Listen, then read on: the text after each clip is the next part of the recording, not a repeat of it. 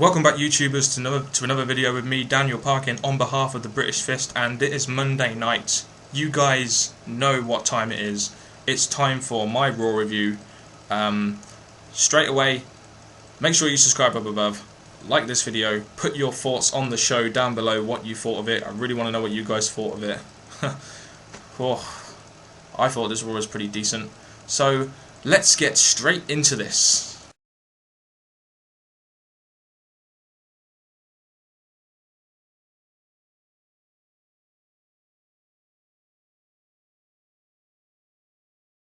Yeah, and that's a great example over there, how to not start your YouTube show. Never mind a fucking Raw show which has got millions in budget, right?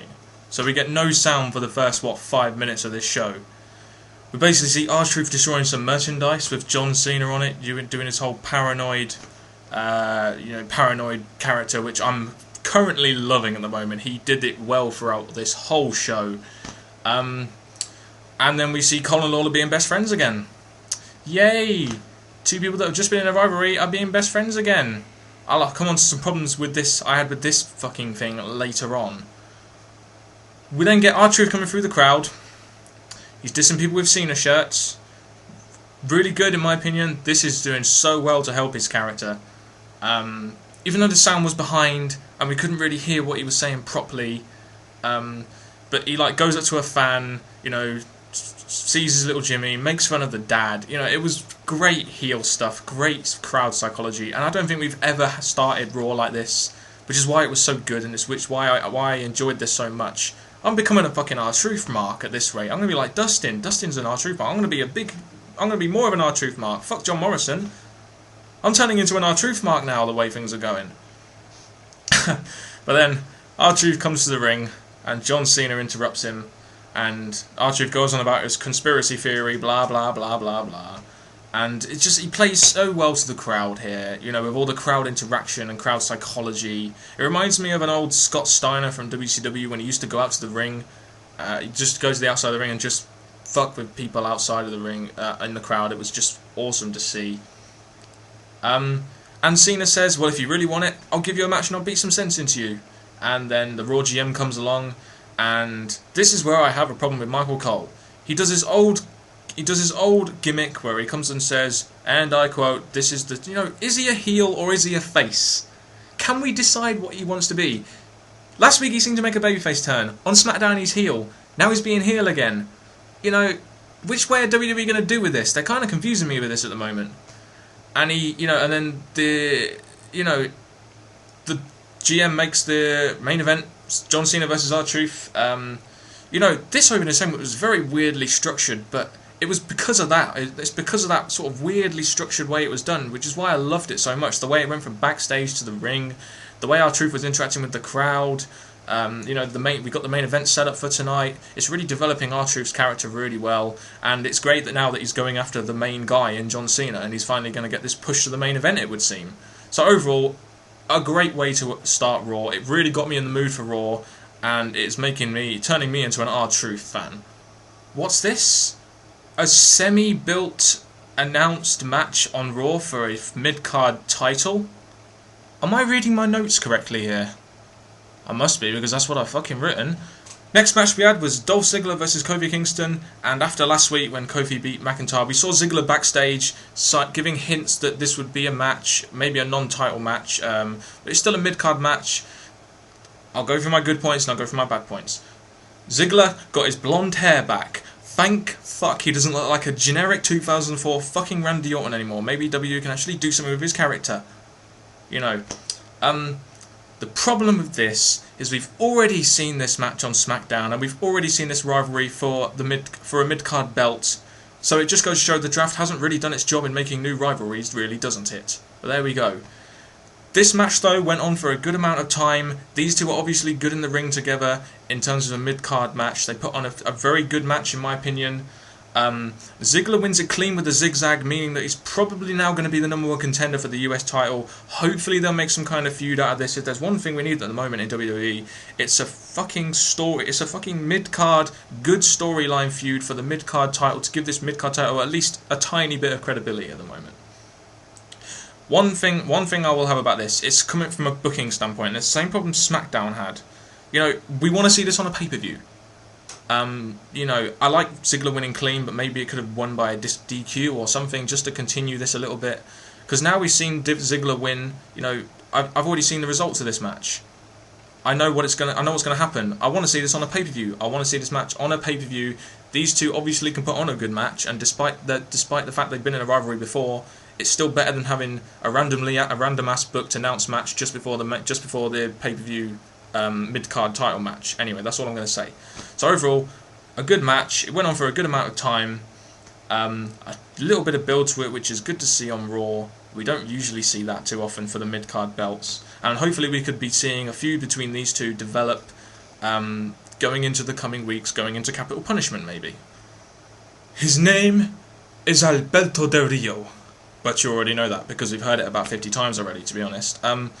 Yes, so next we get an Alberto Del Rio segment, and we see footage of what happened last week on Raw when Ricardo Rodriguez seemingly run over Big Show, and he comes out for a promo talking about how it was an accident. They start speaking some Spanish.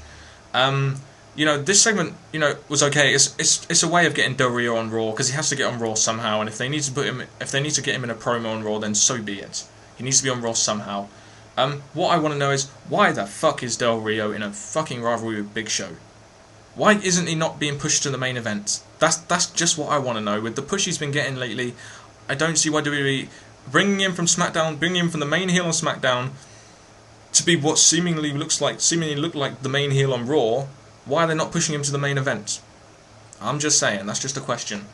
What I would have done here, I would have put Del Rio in a match with Kane, because Kane is affiliated with Big Show, and it's a good way to start and build the rivalry if they're going to do this without getting Big Show involved, so we can see it at a pay-per-view. That would be good booking, in my opinion. But that's just me. The promo overall, I guess it did its job. It got Del Rio on the television, hyped up his rivalry with Big Show, I guess, and we'll be seeing this. Hopefully this will just be a filler feud until Del Rio goes after Cena at some point. Oh, and another thing we saw today that was good. Something which I haven't seen, well, I have seen on Raw in bits and drabs, but not too much. We see an advertisement for SmackDown's main event. Twice! Raw is advertising SmackDown. Twice! That is fucking amazing. I never knew WWE to ever do that before. Next we have the Divas match. It was the Bella Twins versus Kelly Kelly and Eve Torres. Was it me? Was it only me, or did I mark out for Nunzio as the referee? Wow, I couldn't believe Nunzio was the referee. I seriously marked out for that. I cared more about that than the actual match, to be honest. Even though the match went, at least this match today was better than the SmackDown Divas match and went over 2 minutes and had some half decent wrestling in it. We had Kelly and Eve win. My question is, so what's this going to lead to? Is it going to lead to Kelly going after the title? Is it going to lead to Eve going after the title? It just seemed like another random Divas match that was just put there just to showcase the Divas. But my god, Nunzio as the referee, wasn't he? Was fucking awesome. I'm telling you now, I marked out for Nunzio big time. Whoa. Just like on TNA when I marked out for Disco Inferno. Yeah. Whoa. Man, that really put me in the mood for some pizza as well. I'm just saying. Anyway, the Divas match was okay. We had Nunzio as ref, which immediately makes it that much better. And that's really all I've got to say about that. Next, we had what I like to call the main event of the evening. The 1 hour main event, to be precise. And who better to have as your main event than the guy who's been bringing by far the most ratings in that hour mark than Alex Riley. And of course, this segment was Michael Cole trying to talk some sense or ask the questions to Alex Riley as to why he turned on Miz last week. And Cole uses the heel character that he used for Lawler, and it's just, again, this lack of continuance of character between Cole is starting to annoy me. It's almost like he's being this heel commentator, he was being the face commentator, and he's just going back to a heel character. I don't really know what's going on with that. I've said that a couple of times now. I don't really know what's going on with it, but let's get to the main bit. You know, it's really funny now how WWE are having Riley at the 1 hour main event, and it is fucking awesome because he is bringing in ratings at the moment. As far as I've seen, you know, a lot of viewers have gone up in the hundreds of thousands when he's been on screen at our main event. Riley got a huge pop when he came out, when Michael Cole called him out, and his music, can I just say, Riley, your music was fucking awesome. I'm gonna download that shit as soon as I can. it seems like they're really trying to push him over as a face now when they have him in a segment with Michael Cole as a heel character. So they really are getting behind Alex Riley's Facebook, which is really good to see. It's really good to see him really going all out on a new guy, a new guy, so to speak.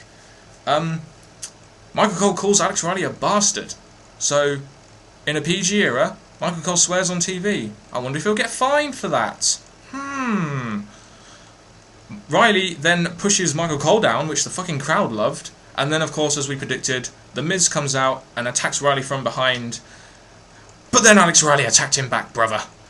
And he beat him down good. And Miz went running out the crowd. This was another mark-out moment for the night. Alex Riley beating on Miz. This was by far the best segment of the night. Alex Riley doing his thing again. Alex Riley's face push is going brilliantly at the moment. I'm really buying into Alex Riley at the moment. I think his face turn is brilliant, and I'm loving the way WWE are doing this, having him dominate the Miz. Might be making Miz look a little bit weak, but the main thing is they're trying to bring up Alex Riley as a credible star.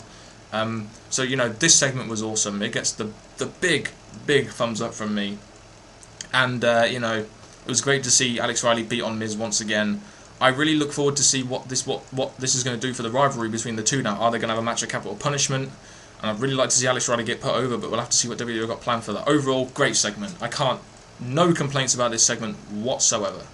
And welcome to another Raw edition of Random Ass Announced Match on Raw. Something which you seem to be getting a lot recently in WWE. Between CM Punk, who came out with Mason Ryan, and Rey Mysterio. So that draft that WWE had really did great in making new matches, because I saw this rivalry, last year? 2009, I think it was?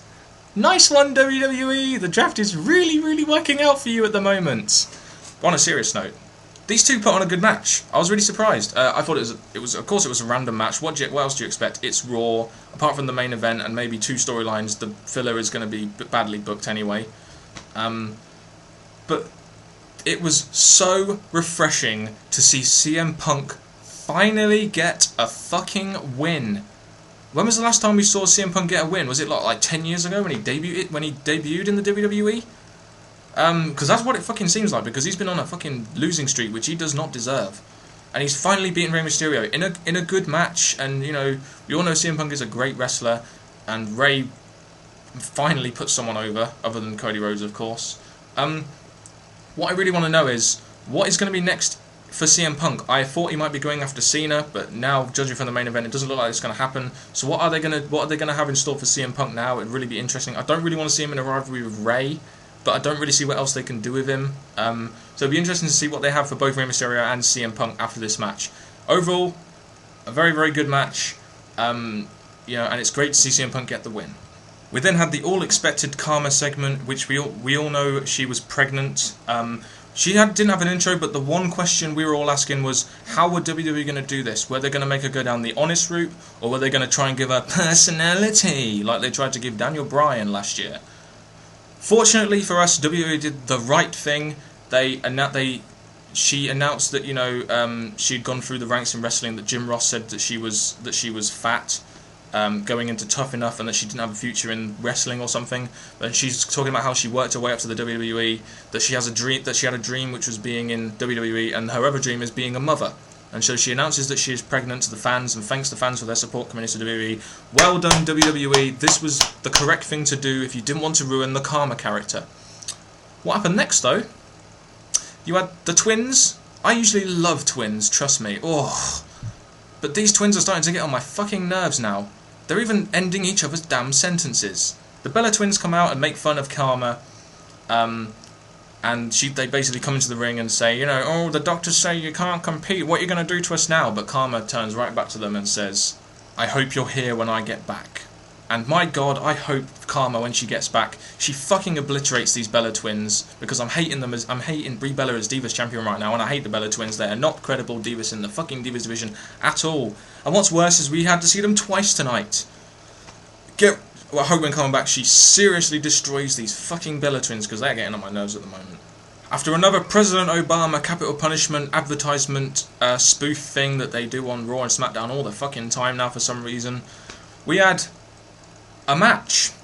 We had Jack Swagger and Evan Bourne Oh my god, Evan Bourne has been on 2 Raws in a row. When was the last time I saw this?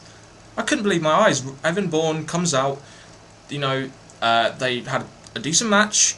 Jack Swagger played the dominant heel. Evan Bourne played the good, comeback kid type face. And Bourne wins with a quick roll up and escapes the ring unscathed. And I'm so glad now they're finally featuring people like Evan Bourne on Raw consistently, even if they're not featuring one of my favourite wrestlers, Drew McIntyre. But that's another story.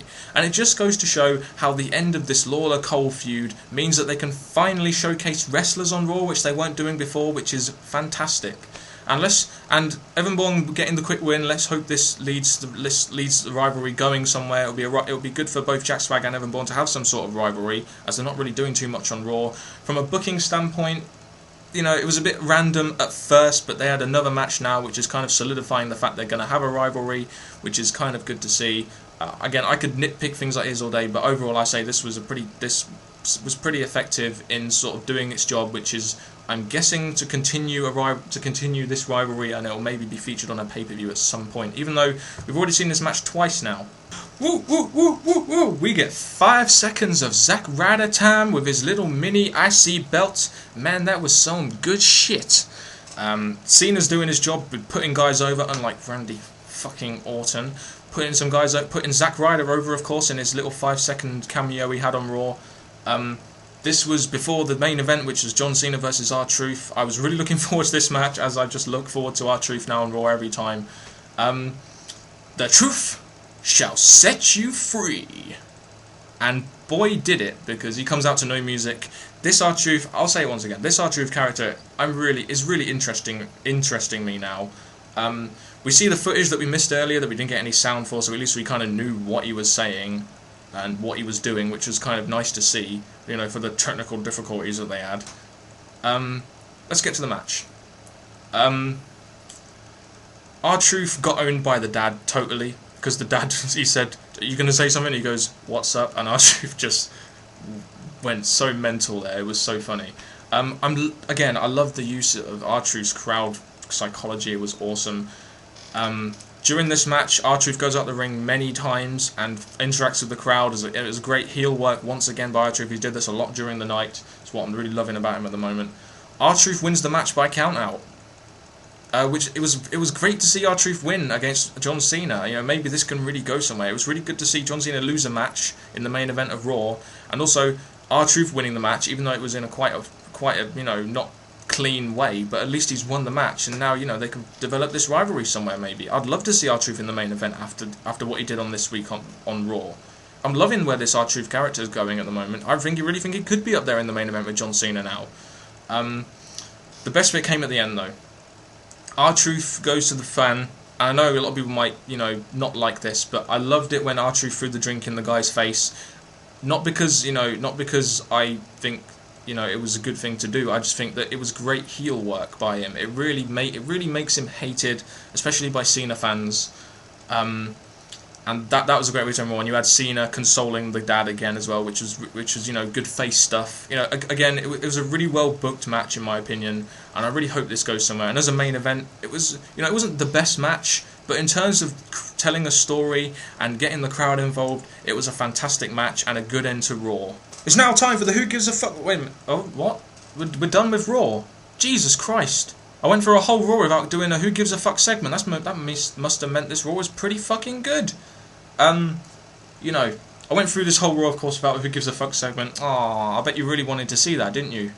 Oh, well, we didn't get to see it this week, but hopefully it'll be on SmackDown this week. My main gripe for, this Raw I thought was a very good Raw, and I'll give you my thoughts in a minute, but where was the build to Capital Punishment?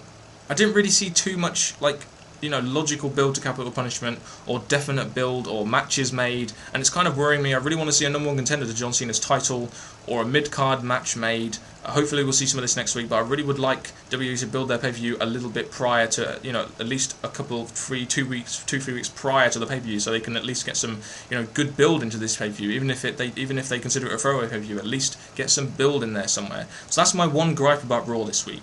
But if you want my overall thoughts on Raw, Raw was fantastic. I loved Raw this week. I was buzzing throughout. I think it was mainly because of the R-Truth segment. the R-Truth stuff, the heel work that he did, the Alex Riley segment. We had a couple of good matches on there. You know, we also had Kharma, which I was glad WWE did it that way. The R-Truth Cena main event was also really good. So overall, you know, I give this Raw at least a B. I really want to say A, but some of the booking there kind of was not too good, so I'll give it a B+. I really want to give it an A-, but I will give it a B+. One thing I do want to say before I finish this video, though, to all you guys on Facebook that have been commenting and liking the Facebook statuses that I've been putting on the British Fist account, thank you so much. You made this Raw so fun for me today. I really enjoyed replying to your comments and commenting back to you guys and all the statuses you were putting, all the comments you were putting. It was really awesome. I just hope you'll do this again next week, because you really made Raw fun this week. And one of the reasons why I'm in such a good mood and why I'm in a really good mood to do this review. Let's hope, you know, let's hope WWE can keep this momentum going up into SmackDown. We know the main event for SmackDown is going to be Randy Orton versus Sheamus for the World Heavyweight Championship. This Raw was incredibly good, like I said, despite the fact that some of the booking was not the best, but you've got to expect that on Raw nowadays, so I will look past that. That has been it from me, Daniel Parkin, on behalf of the British Fist, of course. Make sure you subscribe up above, like this video, and leave your comments or thoughts on the show down below. I'm sorry if this video overrun, but I had so much to talk about in this video. So thank you very much if you got this far, and goodbye.